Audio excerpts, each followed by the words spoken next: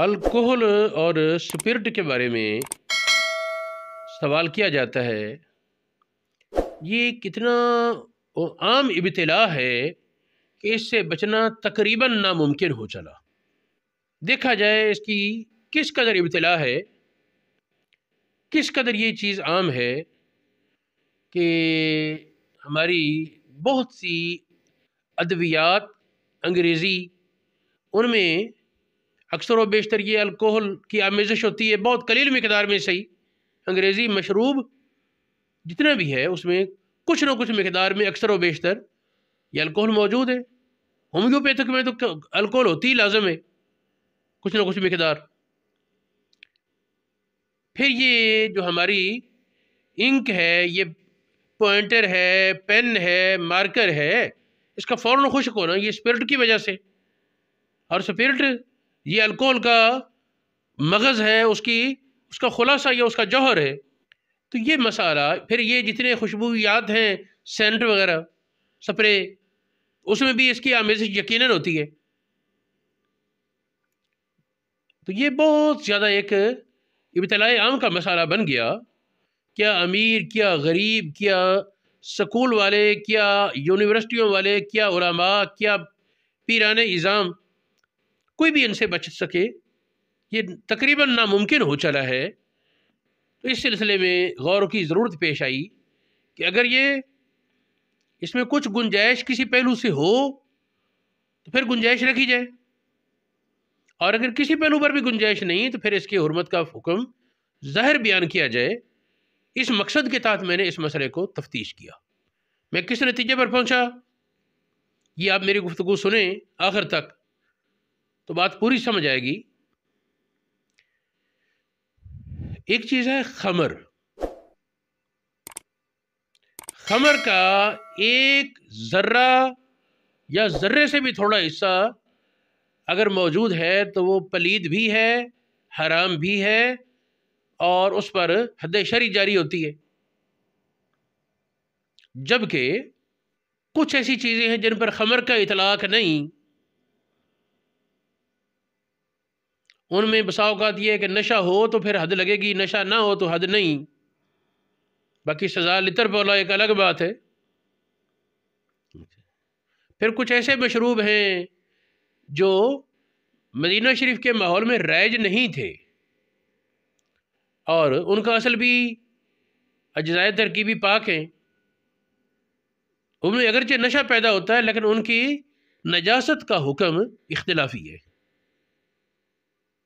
امام محمد علیہ الرحمہ تو فرماتے ہیں وہ پلید ہے اگرچہ شہد سے یا جو سے شراب تیار ہو جائے، لیکن شیخین امام ابو حنیفہ اور امام ابو یوسف علیہ الرحمہ کے نزدیک اس پر پلید کا اطلاق نہیں، یعنی شراب کی معروف قسموں کے علاوہ جو مدینہ شریف میں معروف تھیں، خمر، کشمش کی شراب، کھجور کی شراب، مکس وغیرہ، وہ چند قسمیں چار بنتی ہیں، ان کے سوا کوئی اور کسی اور چیز سے ایسا نشہ آور چیز کوئی تیار کرے تو اس سے نشہ ہوگا تو حد لگے گی، نشہ نہیں ہوا اور نشے کے طور پر استعمال کیا تو بھی سزا لگے گی، سزا کا حقدار ہے، حد نہ صحیح سزا بہرحال ہوگی۔ اور اگر پاک پلید کا مسئلہ تو خمر کی نجاست تو قطعی ہے اور نجاست غلیظہ ہے خمر، جبکہ دیگر جو حرام مشروبات ہیں ان میں اصل یہ ہے کہ وہ نجاست خفیفہ یا غلیظہ، اختلاف ہے اس میں۔ اور جو ہے ایسے مشروب جن کا اصل پاک ہے اور ان چار اقسام کے علاوہ ہے جو مدینہ شریف میں رائج تھیں، تو ان میں پلید کا حکم یہ امام محمد علیہ الرحمہ کا فتویٰ ضرور ہے، لیکن امام ابو حنیفہ اور ابو یوسف کے نزدیک اس پر پلید کا حکم نہیں۔ اتنی بات سمجھنے کے بعد اب یہ ہے کہ اگر الکحل، وہ خمر، یہ ایک الگ بات ہے کہ وہ اس میں شدید نشہ ہے، ہم اس وقت نشے کی بات نہیں کر رہے، میں جس نقطے کی طرف توجہ دلانا چاہتا ہوں کہ اگر یہ شرعاً خمر ہونے کے بعد اس میں سے کشید ہوتا ہے پھر تو اس کی پلیدی میں کوئی شک نہیں اور اس کی جواز کی گنجائش ممکن ہی نہیں میری نظر میں۔ الکوہل اسپرٹ جتنا مرضی بھی چلاؤ، خمر نص قطعی قرآن پاک سے اس کی حرمت ثابت ہے، اور اس کا پلید ہونا قرآن پاک میں مذکور ہے، رجس من عمل شیطان۔ تو اس لیے اس آیت کی روشنی میں اجماع امت کے قریب پہنچ گیا یہ موقف کہ خمر پلید بھی ہے، حرام تو ہے ہی، پلید بھی ہے۔ میرا یہ موقف ہے کہ اگر خمر سے کشید ہے پھر تو اس کی حرمت اور پلیدی کا حکم قطعاً دیا جائے، اور اگر خمر سے نہیں، اگرچہ نشے میں خمر سے بڑھ کر ہوتی پھرے، تو خمر کیا ہے پہلے یہ طے کیا جائے،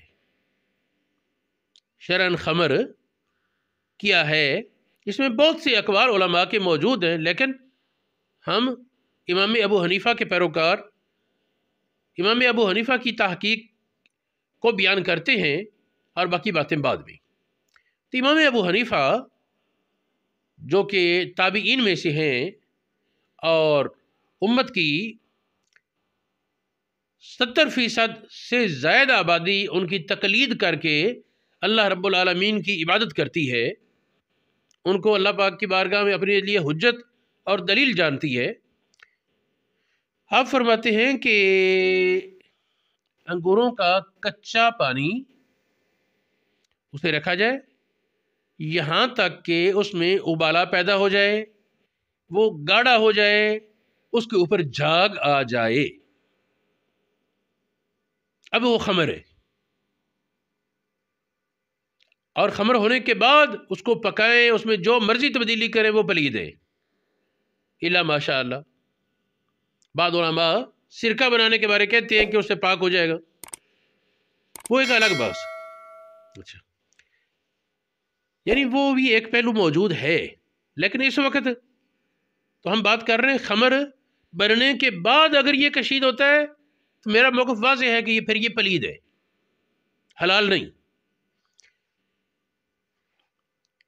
اور خمر کے لیے میں نے کیا بتایا کہ پہلے انگوروں کا رس کچا رکھا جائے، انگوروں کا نچوڑ کچا رکھا جائے، اس میں ابال پیدا ہو، جوش آئے،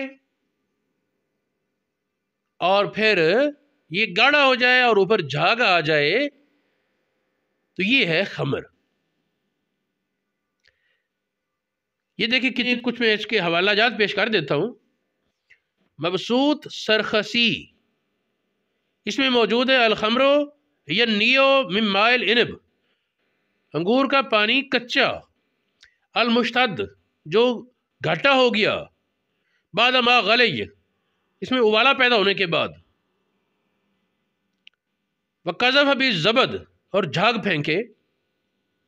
یہ ہماری فقہ کی بہت سی کتابوں میں ذکر ہے، بدائع ثناء میں ہے، ہدایہ شریف میں ہے، بدائع ثناء کا متن تحفۃ الفقہاء میں بھی ہے، کنز الدقائق، تبیین الحقائق، قدوری شریف، جوہرہ نیرہ، عنایہ، بنایا، یہ ہدایہ کی شروع ہیں، درر غرر، ملتقى الابر، مجمع الانہر، بحر الرائق، فتاوی عالمگیری، تنویر الابصار، در المختار، رد المختار، عمدۃ القاری علامہ عینی کی ایک سے زیادہ جگہ انہوں نے بیان کیا، نخب الافکار، یہ علامہ عینی کی کتاب ہے، یہ نخب الافکار، یہ طحاوی شریف شرح معانی الاثار کی شرح ہے، احکام القرآن امام جساس رازی کے اس میں بھی یہ ہے، لغت کی ایک معتبر کتاب ہے المغرب، اس میں یہ ہے، تو اس طرح بہت سی اور کتابوں میں جن میں سے کچھ کے نام میں نے اختصار کے مد نظر حذف کیے، ان سب کتابوں میں کہ امام ابو حنیفہ کے نزدیک خمر وہ ہے جو کچا انگور کا پانی رکھا جائے، اس کو پکایا نہیں جائے، اس میں کوئی تبدیلی اور نہیں کی، اس میں خود ابالا پیدا ہو، جوش پیدا ہو، اس کے اوپر یہ گاڑھا ہو جائے اور اوپر جھاگ آ جائے، تو یہ ہے خمر شرعی، جس کی حرمت قطعی، جس کی نجاست اجماع امت سے یقین کے ساتھ مانی جاتی ہے۔ اب اگر الکحل تیار کیا جاتا ہے خمر شرعی بننے کے بعد، پھر تو اس کی نجاست میں اور حرمت میں کوئی شک نہیں، اور اگر انگوروں کے کچے پانی سے اتنے انتظار کے بغیر کہ اس میں پڑا رہے اور جوش آئے اور بدبو اور کیا کیا بلا اس میں جو تبدیلیاں ہوتی تھیں، وہ انتظار کے بغیر کچے پانی سے ہی اسی طرح کشید کیا اور اس میں سے وہ نشہ شدید پیدا ہو گیا.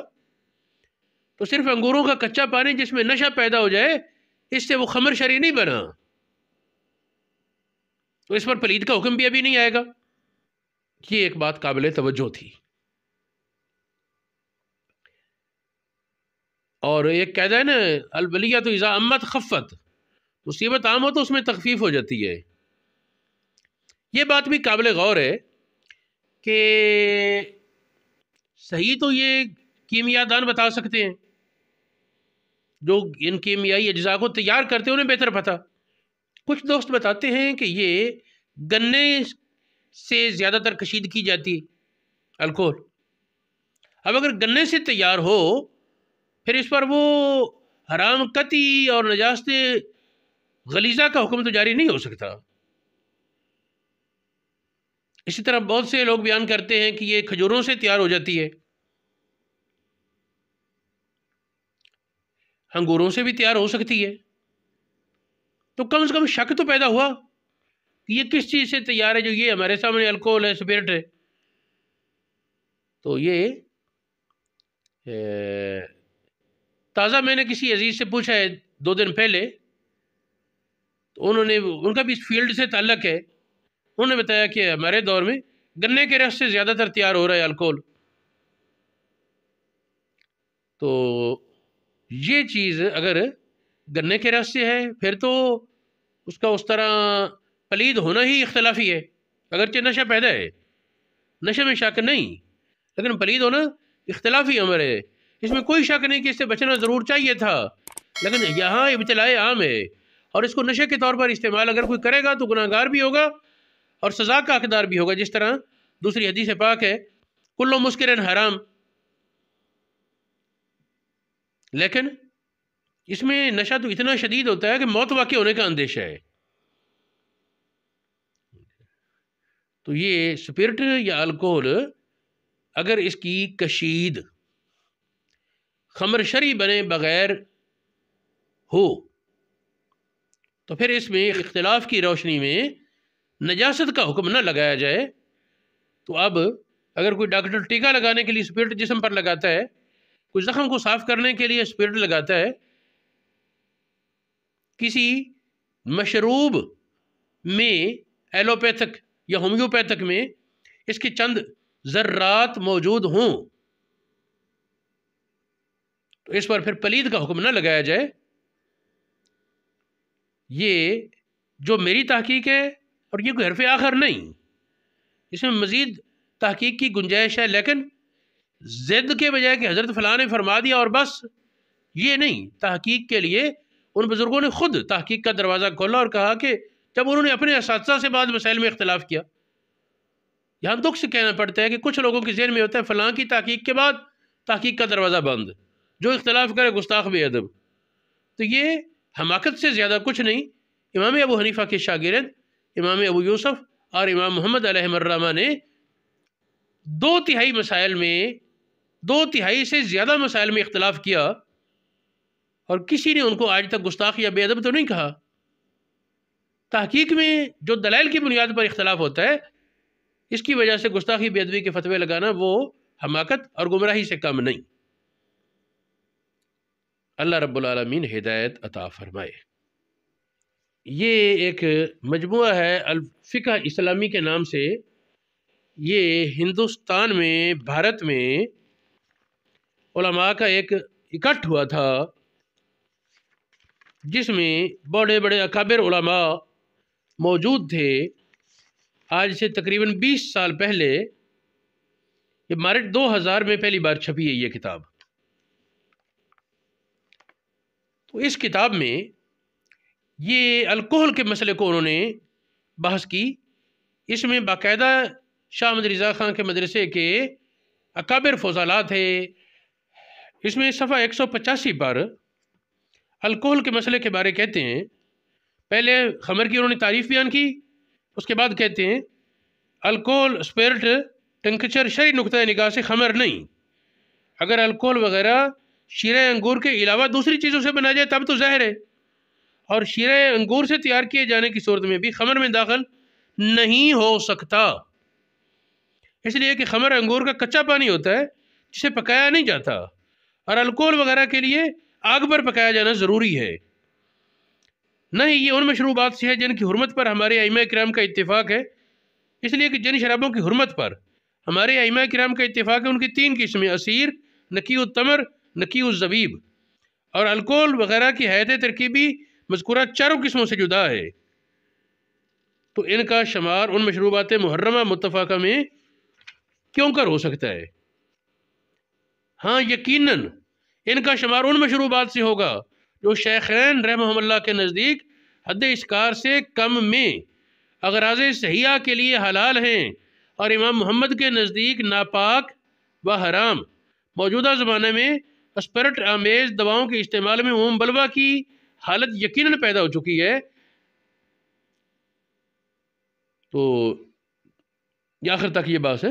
اس طرح رنگ جو دیواروں وغیرہ پر ہوتے ہیں، کرسیوں پر، ان میں بھی اسپرٹ کی آمیزش ہوتی ہے، تو یہ ابتلاء عام کا حوالہ۔ پھر فتاویٰ نوریہ 3 جلد، اس میں جد امجد حضرت فقیہ اعظم مولانا نور اللہ نعیمی علیہ الرحمہ نے، اس میں فقیہ اعظم علیہ الرحمہ نے بھی اسی موقف کو ترجیحاً بیان کیا ہے کہ انگریزی ادویات جن میں الکوہل کی آمیزش قلیل مقدار میں ہوتی ہے تو ان پر حرمت کا حکم مطلقاً نہ لگایا جائے، بلکہ اس میں عموم بلوہ اور ابتلاء کا اعتبار آپ کرتے ہیں۔ یہ 3 جلد جو چھاپا میرے سامنے، اس میں 455 صفحہ ہے، 455 یہاں سے یہ سوال شروع ہے، آگے لمبا مسئلہ ہے۔ تو حاصل اس کا بھی یہی ہے کہ انگریزی ادویہ میں عموم بلوہ ابتلاء کا اعتبار ہونا چاہیے، اور ایسی صورت میں ضرورت کے لیے روایت ضعیفہ کا سہارا بھی لیا جا سکتا ہے، کہ جائے کہ حضرت امام علی مقام آپ کا موقف وہ ہمارے لیے وہ سہارا بنے۔ آخر میں امام شاہ احمد رضا خان کے حوالے سے بہت سے حوالہ جات دیے۔ پھر یہ ہے کہ مجھے اس میں کوئی زید نہیں، صرف اللہ رب العالمین کی رضا کے لیے علماء کرام کے اقوال کی روشنی میں ابتلاء عام کے معاملے میں شر سے بچنے کے لیے، اور لوگوں کے لیے بھی اس سے لوگوں کو رکنا تو اب تقریباً ناممکن ہے۔ فتویٰ دیا جا سکتا ہے حرام، لیکن تحقیق میں جو لوگ یہ فتوے دیتے ہیں دیکھا جائے کیا وہ اپنے اور اپنے طالب علموں کو روکتے ہیں یہ پین اور مارکر کے استعمال سے؟ ایسا تو ممکن نہیں۔ واللہ عالم بالصواب۔